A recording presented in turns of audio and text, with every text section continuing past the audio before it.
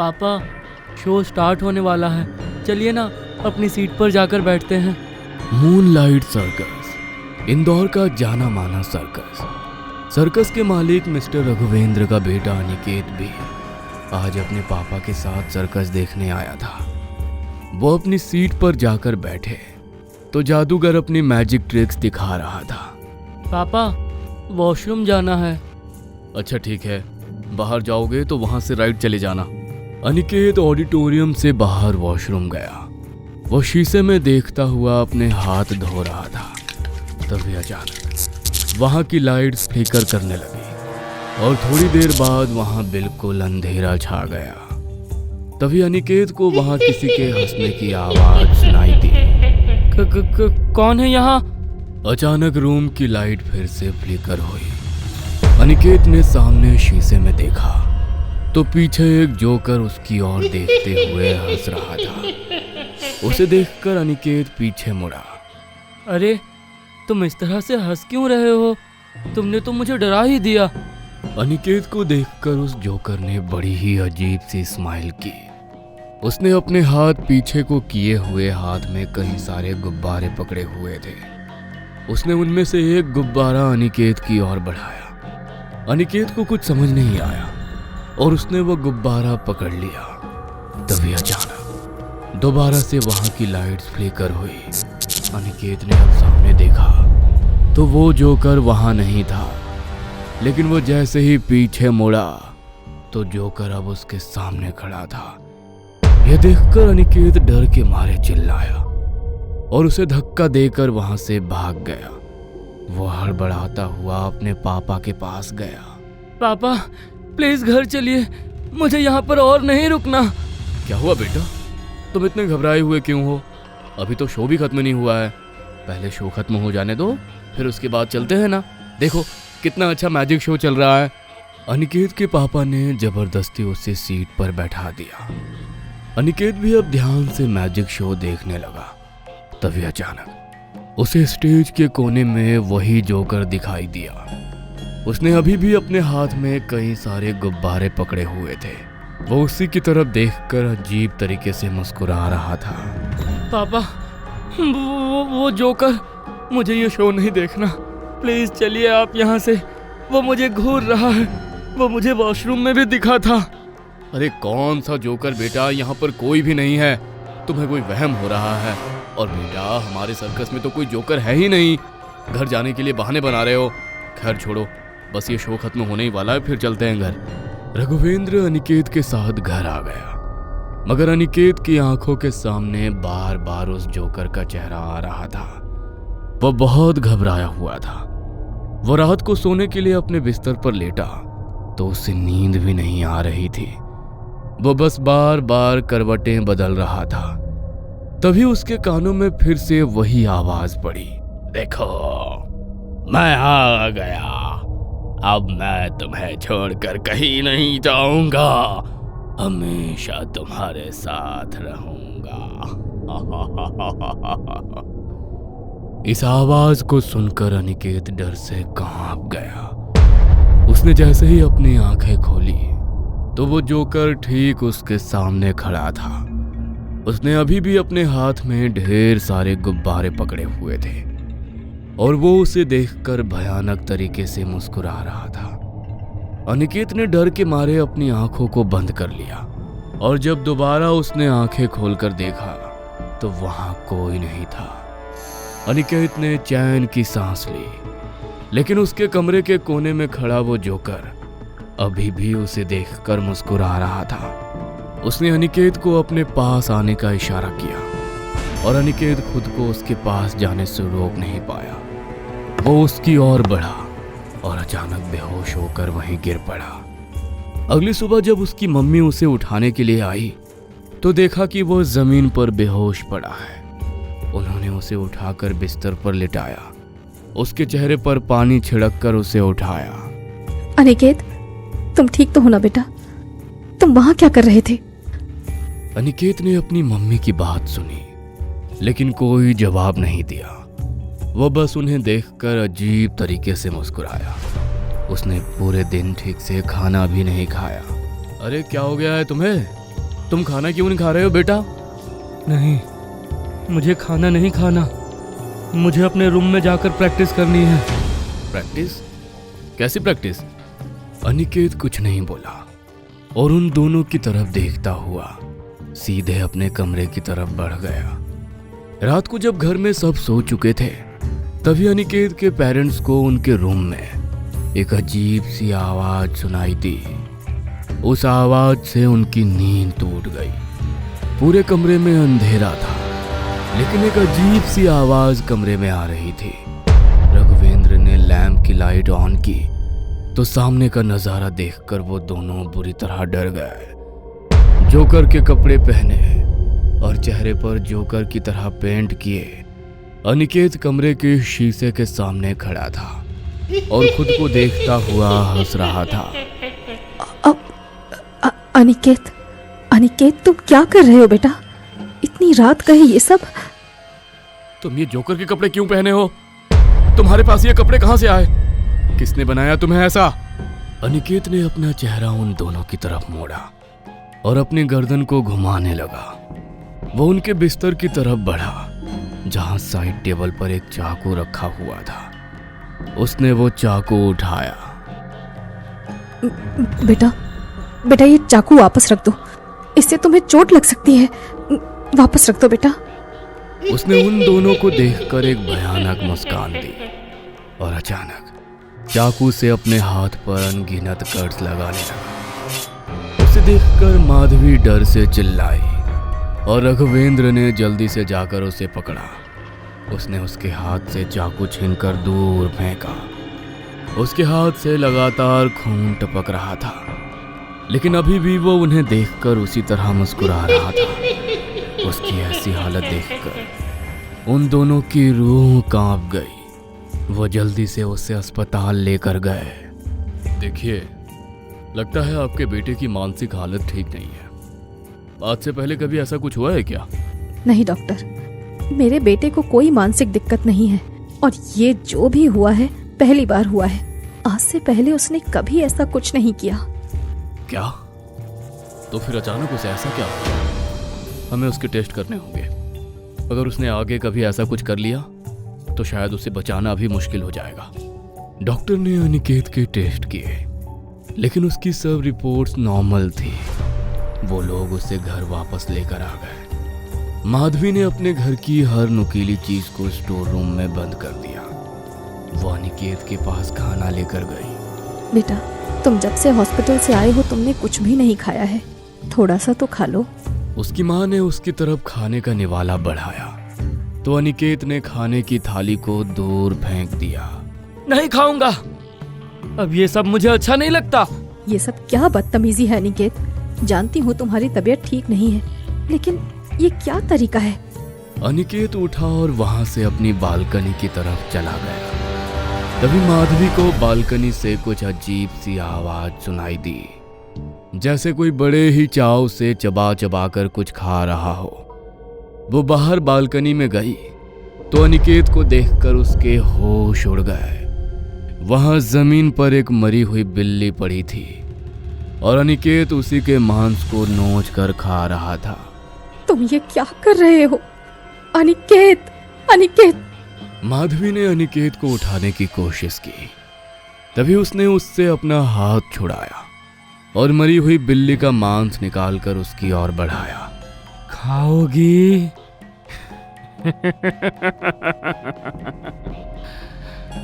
वो अपने हाथ में वो मांस का टुकड़ा लिए वहां से भाग गया।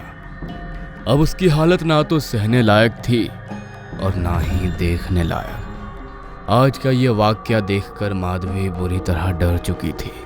उसने तुरंत रघुवेंद्र को फोन करके घर बुलाया और फिर से अनिकेत को अस्पताल में एडमिट करवा दिया गया। देखिए, आपके बेटे की रिपोर्ट तो सारी नॉर्मल थी, लेकिन अगर बार बार वो ऐसा कर रहा है तो हमें उसे मेंटल हॉस्पिटल भेजना होगा। तुम्हारा दिमाग तो खराब नहीं हो गया है डॉक्टर?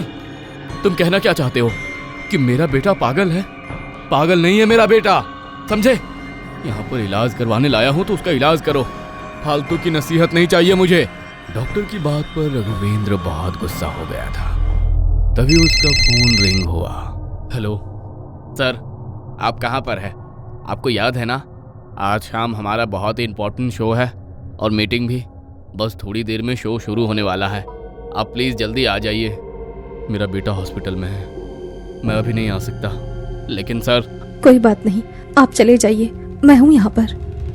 रघुवेंद्र की कुछ क्लाइंट्स के साथ आज इम्पोर्टेंट मीटिंग थी, इसलिए वो वहाँ से अपने सर्कस चला गया।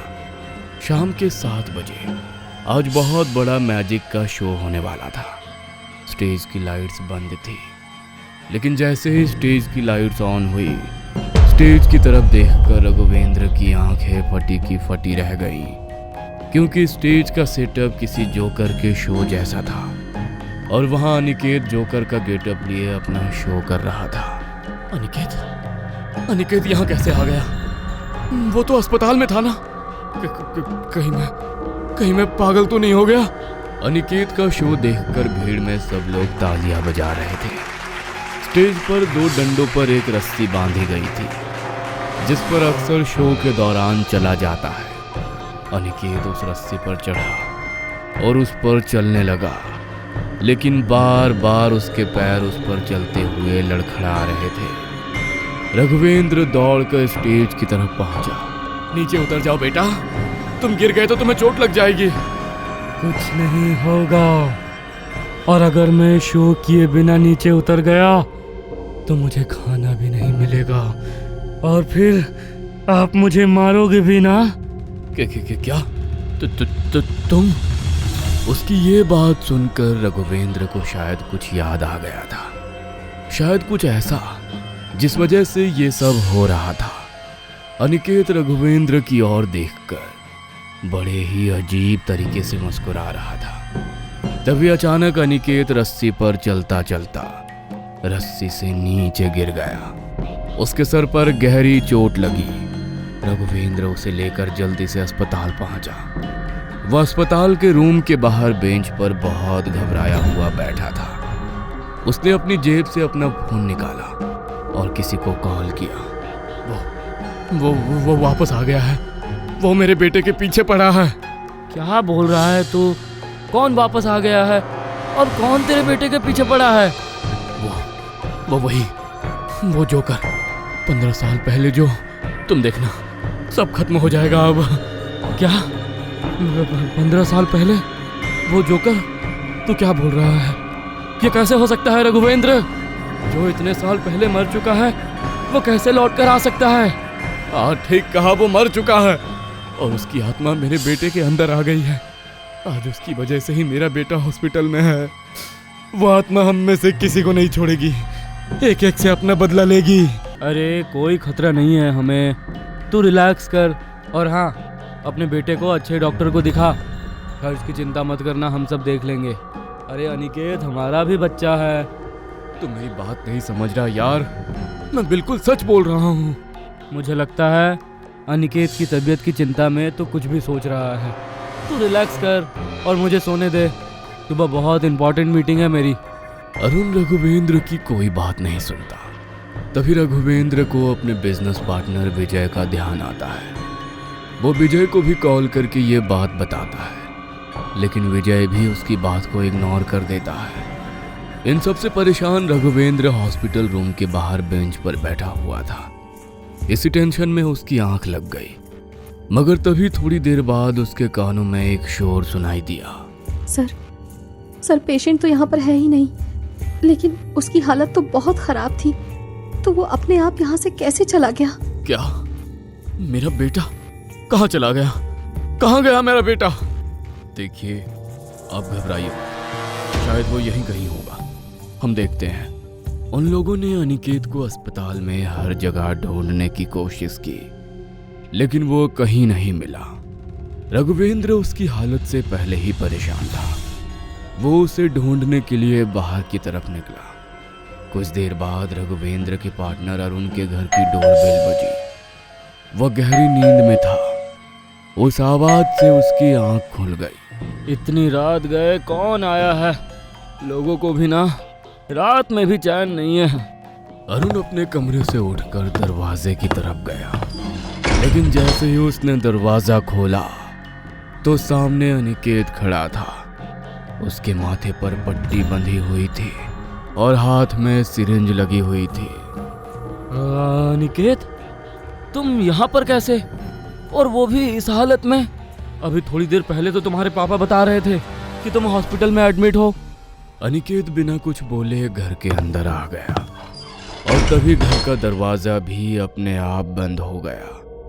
अनिकेत ने उसकी तरफ देखकर एक अजीब सी मुस्कान दी और देखते ही देखते अनिकेत का चेहरा उसी जोकर के चेहरे में बदलने लगा। उसे देखकर अरुण बुरी तरह डर गया। अनिकेत उसकी ओर बढ़ा, तभी अरुण उसे धक्का देकर अंदर अपने कमरे में भाग गया और दरवाजे को अंदर से लॉक कर दिया। उसने जल्दी से अपना फोन उठाया और अपने तीसरे पार्टनर विजय को कॉल किया। हेलो विजय, रघुवेंद्र ठीक कह रहा था, वो वापस आ गया है यार। वो हम में से किसी को नहीं छोड़ेगा। कौन वापस आ गया है? क्या बोल रहा है तू?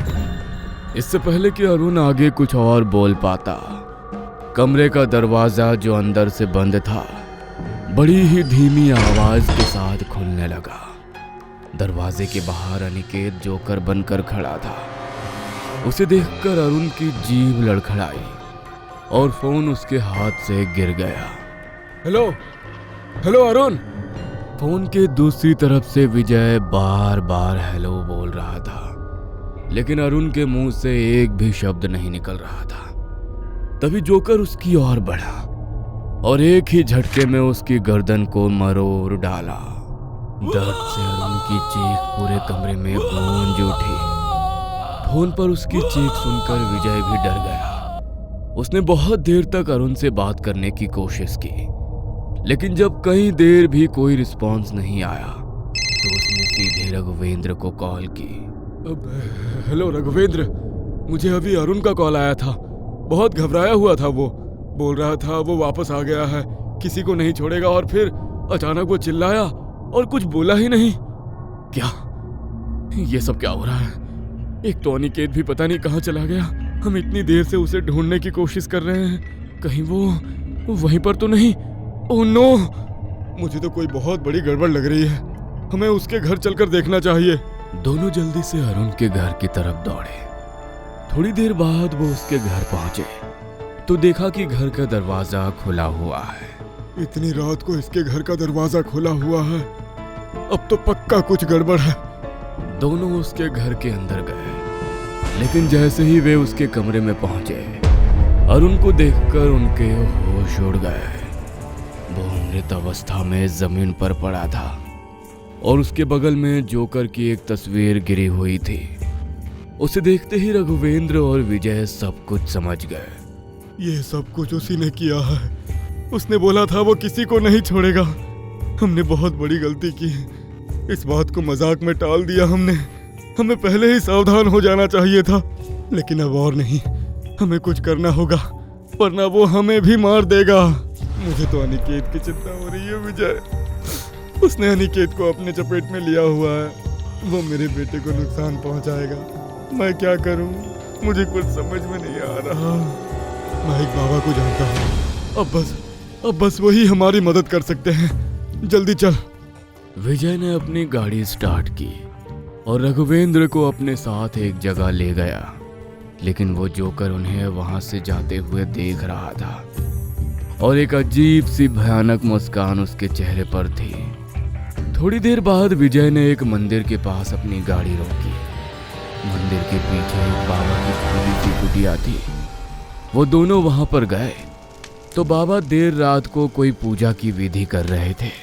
बाबा, हमें आपकी मदद चाहिए, वरना वो हमें मार डालेगा। कौन मार डालेगा? मुझे ठीक से पूरी बात बताओ। कौन मारना चाहता है तुम्हें?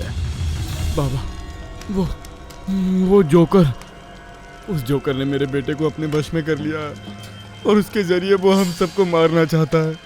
मेरे बेटे को बचा लीजिए बाबा, वरना वो उससे भी नुकसान पहुंचाएगा। लेकिन आखिर उस जोकर से तुम्हारा क्या लेना देना है? क्योंकि कोई भी आत्मा ऐसे ही किसी के पीछे नहीं पड़ती। उसका कोई ना कोई कारण जरूर होता है। और जब तक मुझे ये पता नहीं लगता मैं तुम्हारी मदद नहीं कर पाऊंगा। ये सब हमारी गलती की वजह से हुआ है बाबा। आज से 15 साल पहले हम एक लड़की को अपने सर्कस में जोकर के शो के लिए लेकर आए थे। वो बस 13 साल की थी। उसके माँ बाप ने पैसों के लालच में उसे हमें बेच दिया था कि वो हमारे सर्कस में जोकर के शो करेगी। लेकिन हम सिर्फ इतना ही नहीं चाहते थे। हमने सोचा था कि जब वो बड़ी हो जाएगी तो हम उससे गलत काम भी करवाएंगे। और क्या? ये तुम क्या बोल रहे हो? मुझे तो इस बारे में कुछ भी पता नहीं था कि तुम उससे आगे चलकर ये सब करवाने वाले हो।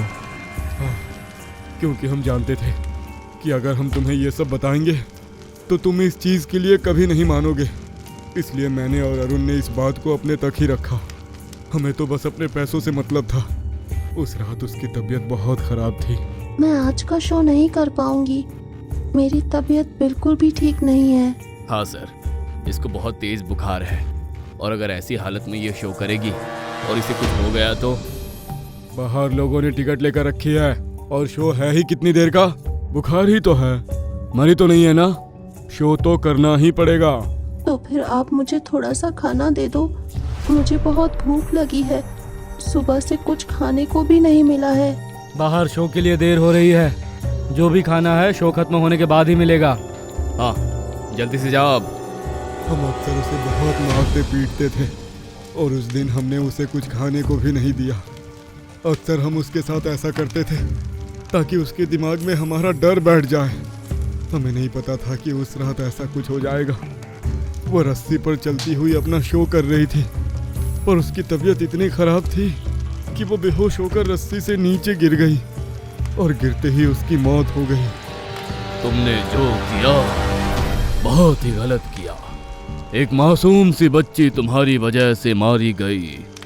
हम जानते हैं बाबा, लेकिन हमें अपनी गलती का बहुत पछतावा है। हाँ, और मैं नहीं चाहता कि हमारे किए की सजा मेरे बेटे को मिले। आप प्लीज कुछ कीजिए। अगर तुम्हें अपनी करनी पर इतना पछतावा हो रहा है तो ठीक है, मैं तुम्हारी मदद करूंगा। मैं तुम्हें तावीज को अभिमंत्रित करके देता हूं। उसे धारण करने के बाद वो तुम्हारा कुछ नहीं बिगाड़ पाएगी। और एक तावीज को तुम अपने बेटे को भी पहना देना तो वो उसके ऊपर भी हावी नहीं हो पाएगी। बाबा ने तावीज़ों को अभिमंत्रित किया और उन्हें दे दिया। रघुवेंद्र अपने गले में तावीज़ पहनकर और अपने बेटे के लिए तावीज़ लेकर सीधे अस्पताल की तरफ निकल पड़ा। विजय भी वहां से चला गया था, लेकिन वो वहां से अपने घर नहीं गया, बल्कि उसने रघुवेंद्र के घर के सामने अपनी गाड़ी रोकी। मुझे अच्छी तरह पता है कि वो यहीं पर होगा। रघुवेंद्र के आने का इंतजार कर रहा होगा। अच्छा है वो यहाँ पर नहीं है, वरना अपनी आंखों के सामने अपने बेटे को मरता हुआ नहीं देख पाता। उसके बेटे के अंदर ही है ना उसकी आत्मा। खत्म कर दूंगा मैं उसे। उसने अरुण को मार डाला, मैं उसे जिंदा नहीं छोड़ूंगा। अब तो ये तावीज मेरे साथ है, वो मेरा कुछ नहीं बिगाड़ सकती। विजय ने अपने गले में पहने लॉकेट की तरफ देखा और मास्टर की से रघुवेंद्र के घर का दरवाजा खोलने लगा, लेकिन घर का दरवाजा पहले ही खुला था। वो सीधा घर के अंदर गया। पूरे घर में घोप अंधेरा था। वो ऊपर अनिकेत के कमरे की तरफ बढ़ा तो देखा कि अनिकेत दीवार की तरफ देखता हुआ हंस रहा है। तेरी हंसी अब मैं ज्यादा देर तक रहने नहीं दूंगा। तूने अरुण को मार डाला ना, वो मेरे भाई जैसा था। मैं तुझे छोड़ूंगा नहीं, क्योंकि जब तक तू जिंदा रहेगा तब तक तेरे अंदर ये जिंदा रहेगी। अनिकेत पीछे की तरफ मुड़ा तो विजय के गले में वो लॉकेट देखकर वो घबराने लगा। विजय गुस्से में उसकी तरफ बढ़ रहा था, तभी बिस्तर से उसका पैर टकराया और उसका लॉकेट बेड के किनारे लगी एक कील में फंसकर उसके गले से निकल गया। तभी अनिकेत उसे देखकर भयानक तरीके से मुस्कुराया और दौड़ता हुआ उसकी तरफ बढ़ा। उसकी गर्दन को भी उसने अरुण की तरह एक झटके में घुमाया। विजय की चीख पूरे घर में गूंज उठी। रघुवेंद्र भी तब तक अस्पताल से घर पहुंच चुका था। वो चीख सुनकर माधवी की भी नींद टूट गई। वो जल्दी से कमरे की तरफ दौड़ी और रघुवेंद्र भी वहां पहुंचा तो सामने का नजारा देखकर उनके होश उड़ गए। विजय मर चुका था। उसका ताबीज दूर जमीन पर गिरा हुआ था। रघुवेंद्र की सांसें भी अब अटक चुकी थी। तभी रघुवेंद्र उसके सामने अपने घुटनों पर आ गया। उसकी आंखों में आंसू बह रहे थे। मैं तुम्हारे सामने हाथ जोड़ता हूँ, तुम्हारे पैरों में गिरता हूँ, मेरे बेटे को छोड़ दो, मेरे किए की सजा इसे मत दो। मैंने जो किया उसके लिए मुझे माफ कर दो। मैं नहीं जानता था कि हमारी वजह से तुम्हारे साथ ऐसा कुछ हो जाएगा। मैं तुम्हें मारना नहीं चाहता था और ना ही ये जानता था कि इन लोगों के इरादे तुम्हारे लिए क्या है। मेरा यकीन करो प्लीज, मेरे बेटे को छोड़ दो। मैं तो बस तुम्हें जोकर का शो करने के लिए लेकर आया था। मैं अपने किए के लिए बहुत शर्मिंदा हूँ। मैं जानती हूँ कि इससे बहुत बड़ा पाप हुआ है, लेकिन तुम्हारे सामने अपने बेटे और पति की जान की भीख मांगती हूँ। माफ कर दो इन्हें। मैं तुम्हें मोक्ष दिलवाऊंगी और मुक्त करा दूंगी तुम्हें हमेशा के लिए। रघुवेंद्र और फूट फूट कर रोने लगा और उससे अपने बेटे की जान की भीख मांगने लगा। माधवी की आंखों में भी आंसू थे। तभी अनिकेत की आंखों में भी आंसू आ गए और अचानक वो बेहोश होकर गिर पड़ा। रघुवेंद्र ने उसी समय उसके गले में वो लॉकेट पहना दिया। और कहते हैं ना, सच्चे दिल से किया गया प्रायश्चित बड़े से बड़े गुनाह की माफी दिला सकता है। रघुवेंद्र के प्रायश्चित से वो जाकर रघुवेंद्र को माफ कर देती है। इसलिए उसके बेटे को छोड़कर वो हमेशा हमेशा के लिए चली जाती है। लेकिन माधवी ने जैसा कहा था, उसने उसकी आत्मा की शांति के लिए हवन कराया और सालों से अतृप्त आत्मा जो यहाँ वहाँ भटक रही थी, हमेशा के लिए तृप्त होकर शून्य में विलीन हो जाती है। टॉप टून्स हॉरर चैनल को लाइक करें, शेयर करें, सब्सक्राइब करें और नोटिफिकेशन ऑन कर लें ताकि आपको ऐसी ढेरों नई कहानियां सुनने और देखने को मिलती रहे।